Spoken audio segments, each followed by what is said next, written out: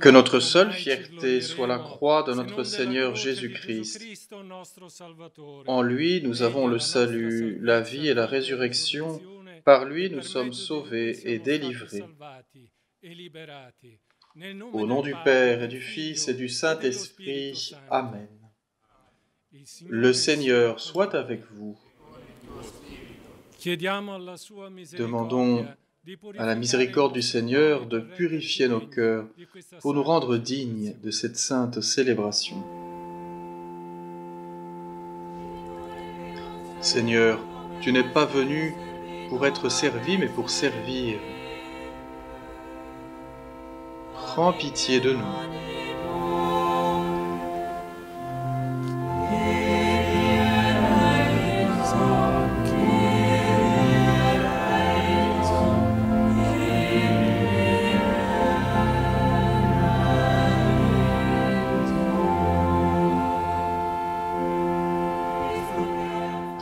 Ô Christ, tu as donné ta vie pour notre salut.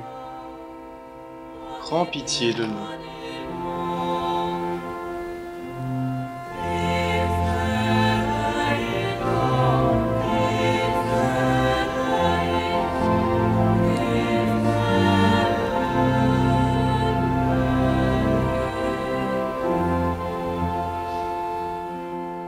Seigneur, tu as aimé tes amis jusqu'au bout. Prends pitié de nous.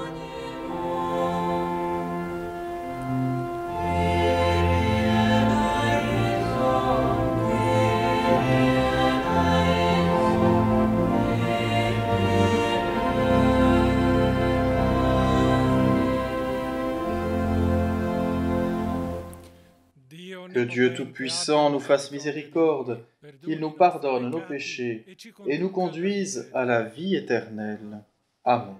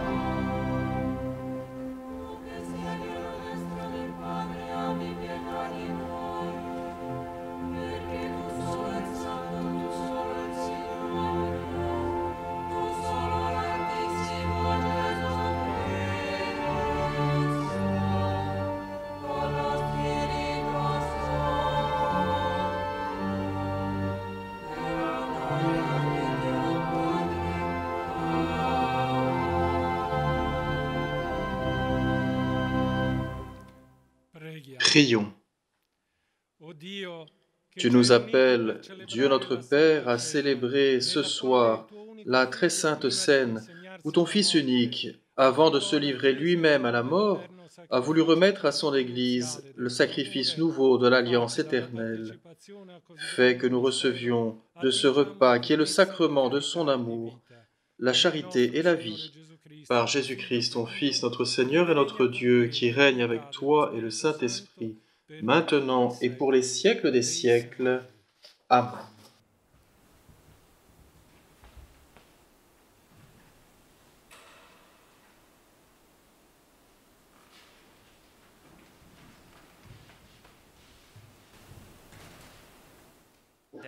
Lecture du livre de l'Exode.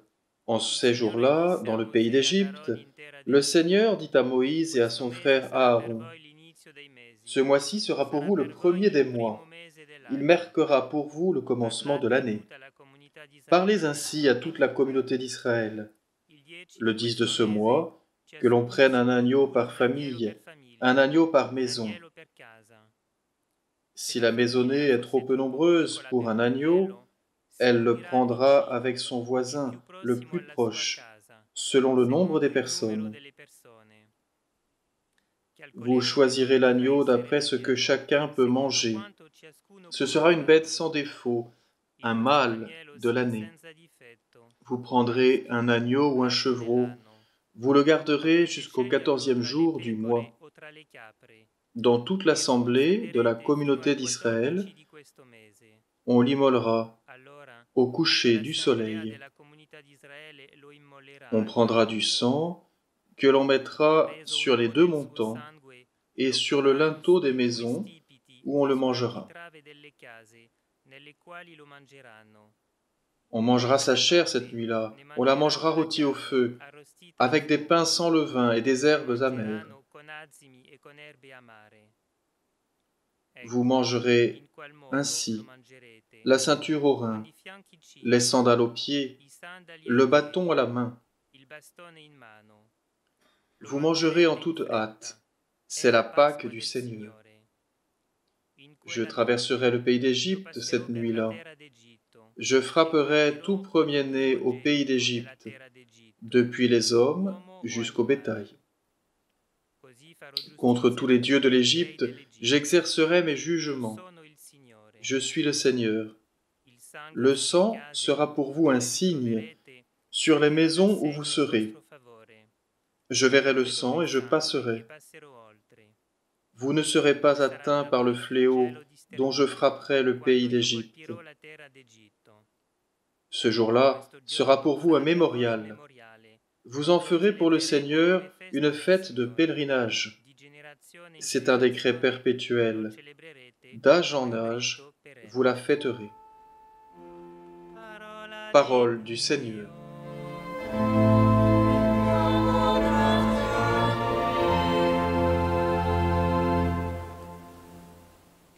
Prions avec le psaume 115. La coupe de bénédiction est communion au sang du Christ.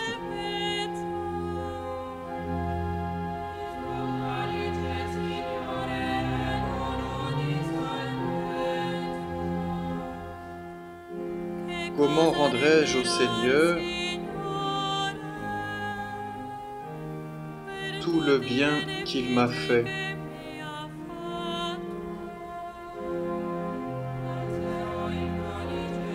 J'élèverai la coupe du salut. J'invoquerai le nom du Seigneur.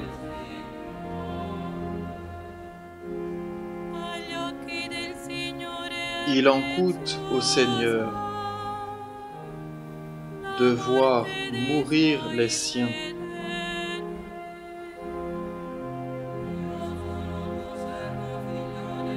Ne suis-je pas, Seigneur, ton serviteur, moi dont tu brisas les chaînes?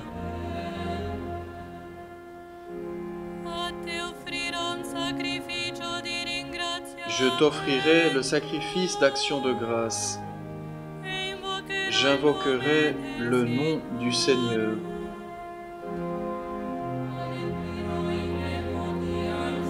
Je tiendrai mes promesses au Seigneur, oui, devant tout son peuple.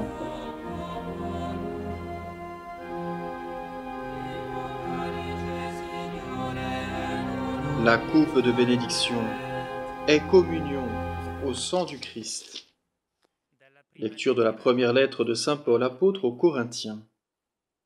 Frères, moi, Paul, j'ai moi-même reçu ce qui vient du Seigneur et je vous l'ai transmis. La nuit où il était livré, le Seigneur Jésus prit du pain, puis, ayant rendu grâce, il le rompit et dit : « Ceci est mon corps qui est pour vous. Faites cela en mémoire de moi. » Après le repas, il fit de même avec la coupe, en disant : « Cette coupe est la nouvelle alliance en mon sang. Chaque fois que vous en boirez, faites cela en mémoire de moi. Ainsi donc, chaque fois que vous mangez ce pain et que vous buvez cette coupe, vous proclamez la mort du Seigneur jusqu'à ce qu'il vienne. Parole du Seigneur.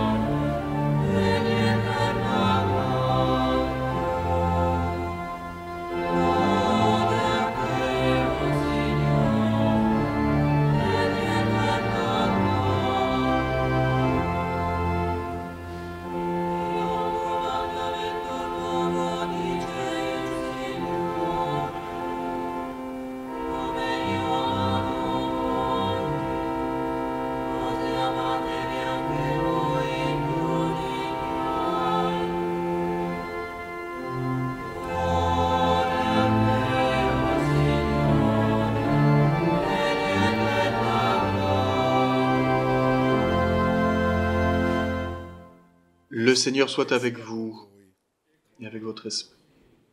Évangile de Jésus-Christ selon saint Jean. Avant la fête de la Pâque, sachant que l'heure était venue pour lui de passer de ce monde à son Père, Jésus, ayant aimé les siens qui étaient dans le monde, les aima jusqu'au bout. Au cours du repas, alors que le diable a déjà mis dans le cœur de Judas, fils de Simon l'Iscariote, l'intention de le livrer, Jésus, sachant que le Père a tout remis entre ses mains, qu'il est sorti de Dieu et qu'il s'en va vers Dieu, se lève de table, dépose son vêtement et prend un linge qu'il se noue à la ceinture. Puis il verse de l'eau dans un bassin. Alors il se mit à laver les pieds des disciples et à les essuyer avec le linge qu'il avait à la ceinture. Il arrive donc à Simon-Pierre qui lui dit : « C'est toi, Seigneur, qui me laves les pieds ?» Jésus lui répondit : « Ce que je veux faire, tu ne le sais pas maintenant. Plus tard, tu comprendras. » Pierre lui dit : « Tu ne me laveras pas les pieds.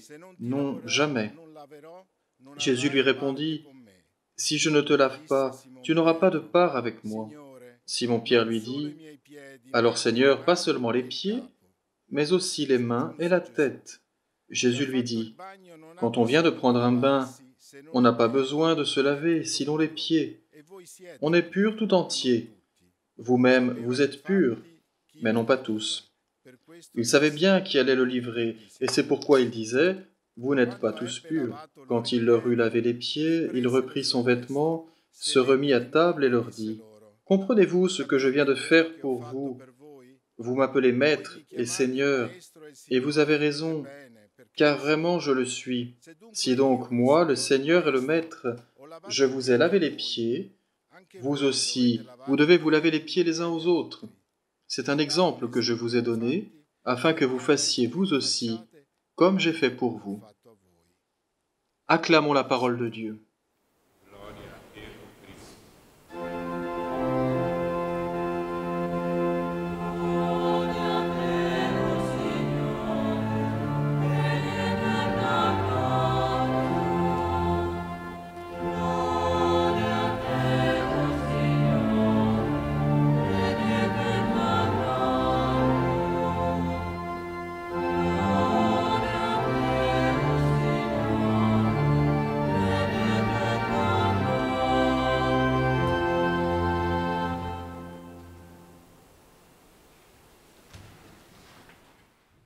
Chers frères et sœurs, nous célébrons la scène du Seigneur, le dernier repas à Jérusalem, avant la crucifixion. Nous sommes entrés au sein de la Passion, dans une semaine sainte exceptionnelle. Le monde entier, en effet, semble suspendu entre le désir de revenir à la vie d'avant et des questions nouvelles sur l'avenir. Il se joue une lutte entre la vie et la mort, entre la solitude et la fraternité. Où es-tu, Seigneur, en cette Pâque? Nous le demandons de nos maisons, de nos rues, de nos maisons de retraite, de nos hôpitaux. Où es-tu, Jésus? C'est la question que se posent les enfants et les personnes âgées. Jésus est avec les disciples, avec Pierre, Jean, le plus jeune, et même Judas, personnage tragique, désespéré. Et il est avec tous les autres, il est avec nous en ce moment de douleur. Jésus mène tout d'abord cette lutte au cénacle. Il a fait de notre épreuve son heure, le moment le plus élevé de son amour. Il ne nous a rien caché, au contraire, il nous a préparés, même si nous ne nous sentons pas prêts, à faire face aux risques de la vie. La peur nous incite à prendre la fuite, à nous séparer. Au contraire, Jésus rassemble les siens pour un repas. Il les unit. Il nous unit afin que nous soyons un. Au centre du repas, il y a le corps et le sang de Jésus, pain de la vie et coupe de salut, dans une mémoire vive qui se renouvelle de Pâques en Pâques, de dimanche en dimanche, y compris aujourd'hui, dans l'attente que nous puissions nous rencontrer à nouveau. Au centre de ce repas, il y a aussi une bassine et un linge. C'étaient les instruments de travail des serviteurs non juifs avec lesquels ils se penchaient sur les pieds de leur patron. Mais dans le repas de Jésus, il n'y a pas de serviteurs. Il n'y a pas non plus de serviteurs juifs. Aux 12, Jésus avait dit « Je ne vous appelle plus serviteurs, mais amis, parce que je vous ai fait connaître tout ce que le Père m'a fait connaître. » Et alors, cette bassine et ce linge sont-ils inutiles? Jésus, sachant que le Père a tout remis entre ses mains, qu'il est sorti de Dieu, qu'il s'en va vers Dieu, se lève de table, dépose son vêtement, prend un linge qu'il se noue à la ceinture, puis il verse de l'eau dans une bassine, et il se mit à laver les pieds des disciples, et à les essuyer avec le linge qu'il avait à la ceinture.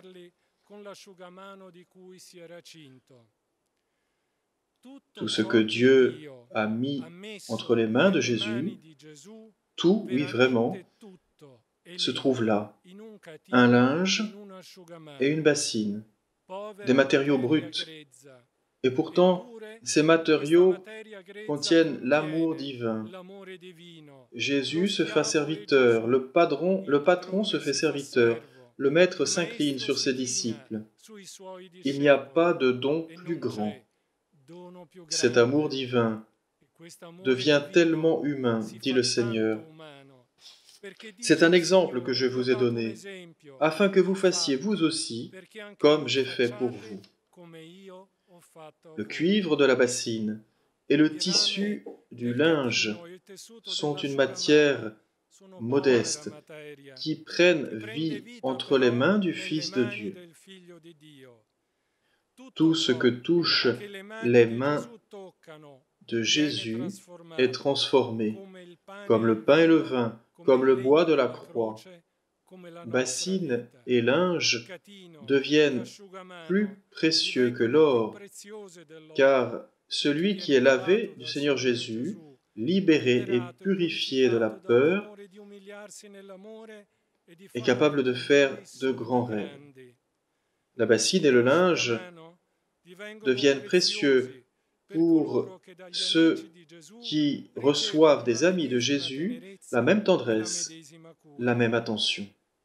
Évidemment, Pierre proteste. « Tu ne me laveras pas les pieds, non, jamais. » Et nous avons pensé, « Toi, Seigneur, tu es le Maître. Ne mélangeons pas les rôles. Ne mélangeons pas ta vie et la mienne. Moi, je ne peux pas faire la même chose. Je ne suis pas capable. Je suis un pécheur. Mais Jésus affirme avec décision, si je ne te lave pas, tu n'auras pas de part avec moi. Avec l'enthousiasme d'un enfant, Pierre comprend enfin et il dit, alors Seigneur, pas seulement les pieds, mais aussi les mains et la tête. Pierre, pour avoir part avec le Seigneur, il te faudra suivre Jésus au Gethsémani, souffrir avec lui, éprouver la honte en raison de ta peur, le rencontrer après la croix, ressuscité plusieurs fois après Pâques, comme nous aussi. Mais aujourd'hui, frères et sœurs, c'est le premier pas. Pierre, tu t'es laissé toucher par le Seigneur et il t'a transformé. Rien ne sera plus jamais pareil pour toi, pour nous, pour nos familles, pour nos communautés. Le Seigneur nous demande, comprenez-vous ce que je viens de faire pour vous? Oui, Seigneur, nous avons compris. Nous vivrons unis, avec un linge et une bassine entre les mains, partout dans le monde. Ce monde divisé et effrayé nous reconnaîtra de l'amour que nous avons les uns pour les autres, et ce monde retrouvera l'espérance. Amen.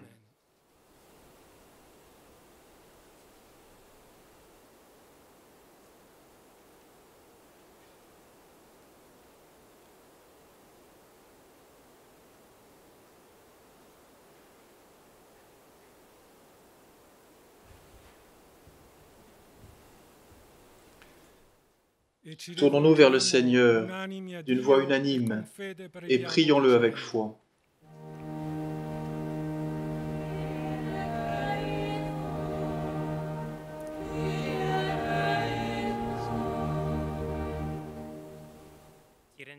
Nous te rendons grâce, Seigneur, car tu nous as tant aimés que tu t'es incliné sur nos pieds. Ton amour exprimé dans cette sainte scène et dans ta passion, qu'il nous donne l'humilité et l'audace pour transformer le monde entier.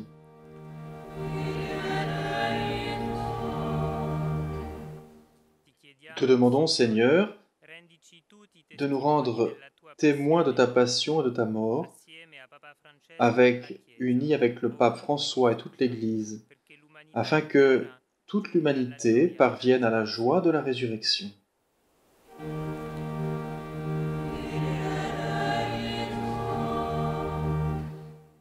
Seigneur, nous te prions pour ceux qui souffrent, ceux qui sont menacés par la maladie, ceux qui sont frappés par la violence, pour ceux qui ne sont pas en paix et qui ont perdu leur patrie. Ouvre chacun à l'espérance.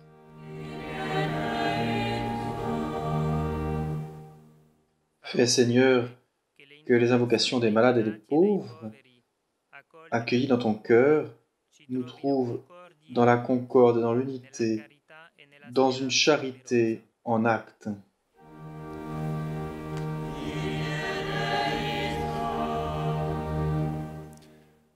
Écoute, ô Seigneur, la prière qui monte de nos cœurs en ce jour béni, et tandis que tu t'es incliné sur nous, aide-nous à nous élever à l'immensité de ton amour, par Jésus le Christ, notre Seigneur.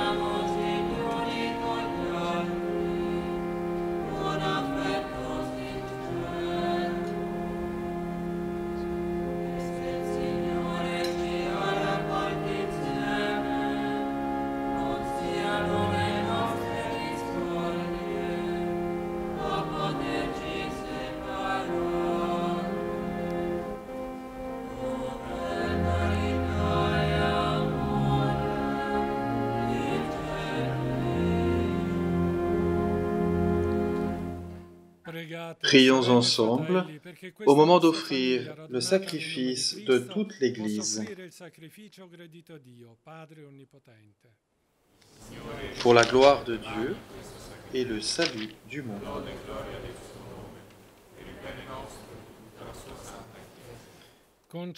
Seigneur, accorde-nous la grâce de vraiment participer à cette Eucharistie, car chaque fois qu'est célébré ce sacrifice en mémorial, c'est l'œuvre de notre rédemption qui s'accomplit par Jésus le Christ, notre Seigneur. Le Seigneur soit avec vous et avec votre esprit. Élevons notre cœur, nous le tournons vers le Seigneur. Rendons grâce au Seigneur notre Dieu. Cela est juste et bon. Vraiment, il est juste et bon de te rendre gloire, de t'offrir notre action de grâce toujours et en tout lieu, à toi, Père très saint, Dieu éternel et tout-puissant, par le Christ, notre Seigneur. C'est lui, le prêtre éternel et véritable, qui a appris à ses disciples comment perpétuer son sacrifice.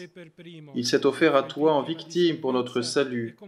Il nous a prescrit d'accomplir après lui cette offrande, pour célébrer son mémorial. Quand nous mangeons sa chair immolée pour nous, nous sommes fortifiés. C'est pourquoi, quand nous buvons le sang qu'il a versé pour nous, nous sommes purifiés. C'est pourquoi, avec les anges et les archanges, nous chantons l'hymne de ta gloire et sans fin, nous proclamons.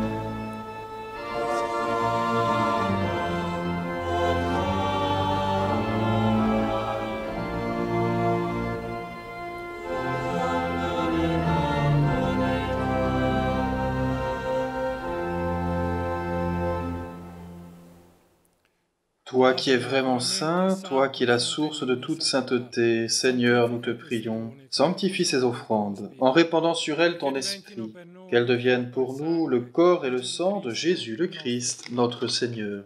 Au moment d'être livré, d'entrer librement dans sa passion, il prit le pain, il rendit grâce, il le rompit, et le donna à ses disciples en disant, « Prenez et mangez-en tous, ceci est mon corps livré pour vous. »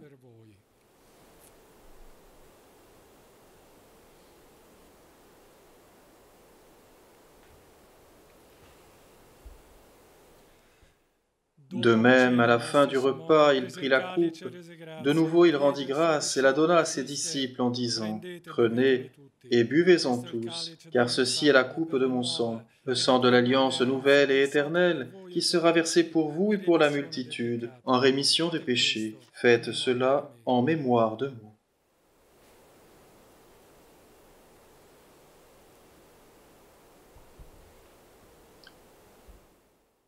Il est grand le mystère de la foi. Nous proclamons ta mort, Seigneur Jésus. Nous célébrons ta résurrection. Nous attendons ta venue dans la gloire. Faisant ici mémoire de la mort et de la résurrection de ton Fils, nous t'offrons, Seigneur, le pain de la vie et la coupe du salut, et nous te rendons grâce car tu nous as choisis pour servir en ta présence. Humblement, nous te demandons qu'en ayant part au corps et au sang du Christ, nous soyons rassemblés par l'Esprit Saint en un seul corps. Souviens-toi, Seigneur, de ton Église répandue à travers le monde et rassemblée en ce jour où nous célébrons le jour très saint, où notre Seigneur Jésus-Christ fut livré pour nous. Fais-la grandir dans ta charité, avec le pape François, notre évêque, et tous ceux qui ont la charge de ton peuple. Souviens-toi aussi de nos frères et sœurs qui se sont endormis dans l'espérance de la résurrection et de tous les hommes qui ont quitté cette vie. Reçois-les dans ta lumière auprès de toi. Sur nous tous, enfin, nous implorons ta bonté. Permets qu'avec la Vierge Marie, la bienheureuse Mère de Dieu, avec Saint Joseph son époux, avec les apôtres et les saints de tous les temps, qui ont vécu dans ton amitié, nous ayons part à la vie éternelle, et que nous chantions ta louange par Jésus-Christ, ton Fils bien-aimé. Par lui, avec lui et en lui, à toi, Dieu le Père Tout-Puissant, dans l'unité du Saint-Esprit, tout honneur et toute gloire, pour les siècles des siècles. Amen. Comme nous l'avons appris du Sauveur et selon son commandement, nous osons dire: Notre Père, qui es aux cieux,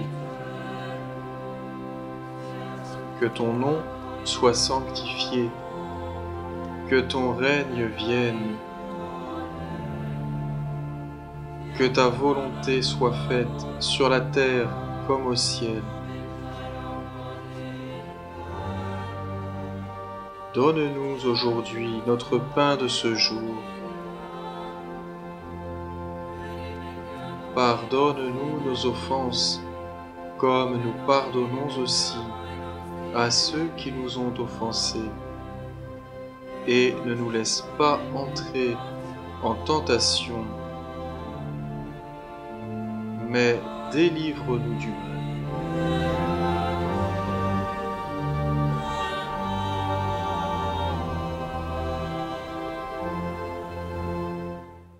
Délivre-nous de tout mal, Seigneur, et donne la paix à notre temps, par ta miséricorde.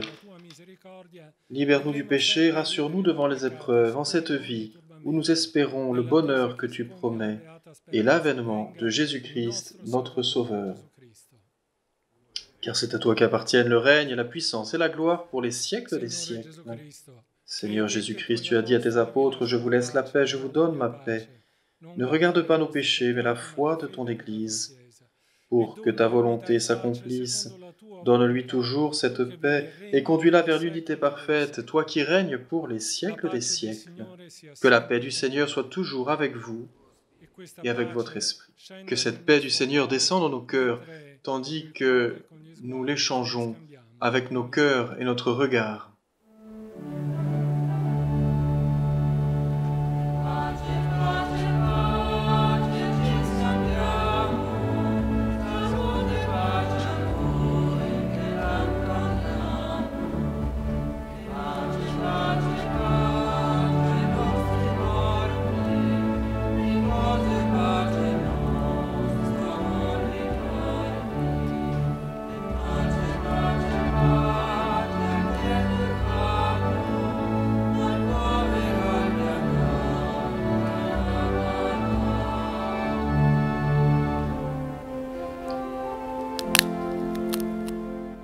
Agneau de Dieu, qui enlève le péché du monde, prends pitié de nous.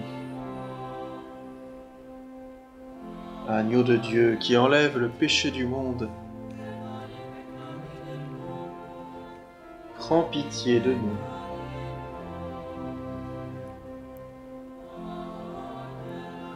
Agneau de Dieu, qui enlève le péché du monde, donne-nous la paix.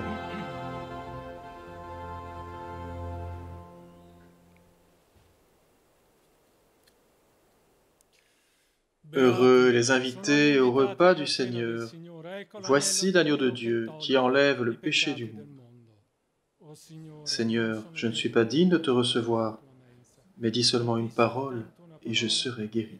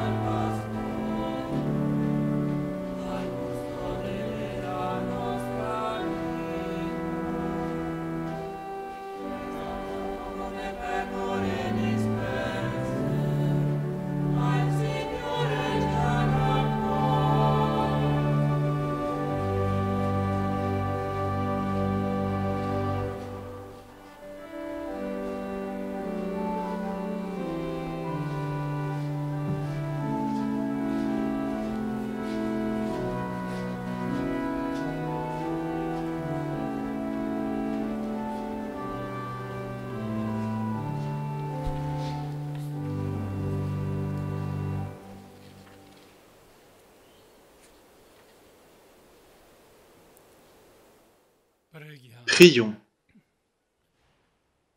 Nous avons repris des forces, Dieu Tout-Puissant, en participant ce soir à la scène de ton Fils. Accorde-nous d'être un jour rassasiés à la table de son royaume éternel, lui qui règne maintenant et pour les siècles des siècles. Amen.